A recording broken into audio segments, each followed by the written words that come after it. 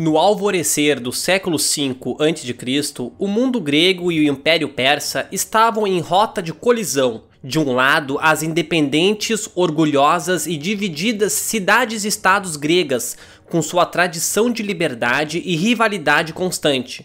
Do outro, o colosso oriental, o Império Aquemênida, fundada por Ciro, consolidado por Cambises e elevado à sua maior glória por Dário I. Um império que se estendia do Egito às margens do rio Indo, englobando dezenas de povos, línguas e culturas. Entre esses dois mundos havia uma região crucial, a Jônia, uma faixa costeira da Ásia Menor, onde cidades gregas antigas como Mileto, Éfaso e Priene floresciam. Essas cidades, embora culturalmente gregas, estavam há décadas sob o domínio persa.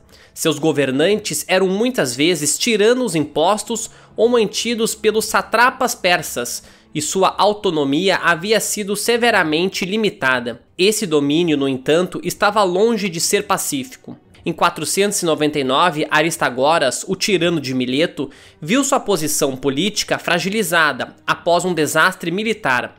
Ele havia tentado conquistar a ilha de Naxos com apoio persa, mas a operação falhou de maneira humilhante. Temendo represálias de Dário e buscando salvar sua própria pele, Aristagoras decidiu jogar tudo em uma aposta desesperada, promover a liberdade como bandeira e declarar uma rebelião contra o domínio persa. Abandonando a tirania, ele proclamou a democracia em Mileto e incentivou as outras cidades jônicas a se libertarem do controle persa. Muitas delas cansadas da opressão fiscal, das guarnições estrangeiras e dos governantes impostos, aderiram à revolta.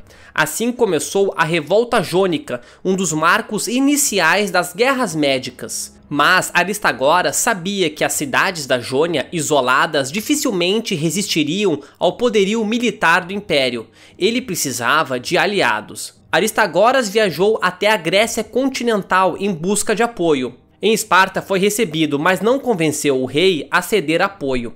Os espartanos práticos e isolacionistas não viam vantagem em travar guerra a milhares de quilômetros de casa. Porém, em Atenas e Erétria, sua retórica encontrou ouvidos mais abertos. Atenas, em particular, começava a se afirmar como uma potência naval e tinha sérios motivos para se opor aos persas. O apoio aos jônios poderia ser uma forma de projetar poder e influência no mar Egeu. Assim, uma pequena força expedicionária foi enviada, 20 navios atenienses e 5 da Erétria, transportando soldados e oficiais experientes. Esse contingente, unido aos revoltosos jônicos, decidiu atacar o coração do poder persa na região, a cidade de Sardes, capital da Lídia. O ataque ocorreu em 498 e foi ousado. Liderados por Harpago e Hermócrito, comandantes jônicos, junto aos generais atenienses e eretrianos, os rebeldes marcharam até Sardes, conseguiram penetrar os bairros inferiores da cidade e a incendiaram. Em meio ao caos, incêndios se espalharam pela cidade baixa e atingiram construções importantes, incluindo o Templo de Cibele, uma divindade local reverenciada até mesmo pelos persas. A cidadela, no entanto, resistiu. As tropas persas se reorganizaram e, em breve, reforços chegariam. Os gregos, percebendo que não poderiam tomar a fortaleza nem resistir a um contra-ataque, decidiram recuar rapidamente em direção à costa. Mas os persas não os deixariam fugir sem pagar um preço. Ao saber do ataque em Sardes, Artafernes, o satrapa persa da Lídia, mobilizou um exército e iniciou a perseguição. Os gregos, cansados, divididos e carregando o peso da vitória parcial, se retiravam rumo a Éfaso, onde seus navios os aguardavam. Foi nas planícies próximas à cidade de Éfaso que os persas alcançaram os invasores. Lá formou-se o campo de batalha. Os gregos, posicionando-se em formações típicas ombro a ombro, lanças erguidas, prepararam-se para enfrentar os persas, mas estavam em desvantagem numérica e longe de casa. Muitos dos jônios, apesar da coragem, não possuíam o mesmo treinamento ou disciplina dos atenienses. Os persas, por sua vez, sabiam que essa batalha seria crucial, não apenas para vingar Sardes, mas para desencorajar qualquer outro levante. O ataque a Sardes havia ofendido Dário I pessoalmente. Em uma monarquia como Aquemênida, ofender o rei era um pecado capital. O combate foi brutal. O terreno irregular ao redor de Éfaso favorecia emboscadas e manobras rápidas, algo em que os persas se destacavam. Tropas de cavalaria ligeira e arqueiros pressionaram os flancos dos gregos, enquanto as tropas pesadas persas atacavam frontalmente. Apesar do esforço heróico, a formação grega foi quebrada. As tropas jônicas começaram a entrar em pânico. Muitos lutaram bravamente, mas logo a retirada se transformou em fuga. Os sobreviventes correram em direção aos navios, enquanto os persas perseguiram e massacraram os retardatários. Foi uma derrota total para os gregos. Centenas de soldados morreram no campo. Os que conseguiram embarcar fugiram às pressas. Para os persas foi uma vitória simbólica, estratégica e psicológica. A mensagem foi clara. O império puniria com dureza qualquer rebeldia. O impacto político foi imediato. Ao retornarem para casa, os atenienses repensaram seu envolvimento. Enviar tropas até a Ásia Menor era caro, arriscado e perigoso, mas ainda provocar o império como o de Dário podia trazer consequências desastrosas para Atenas.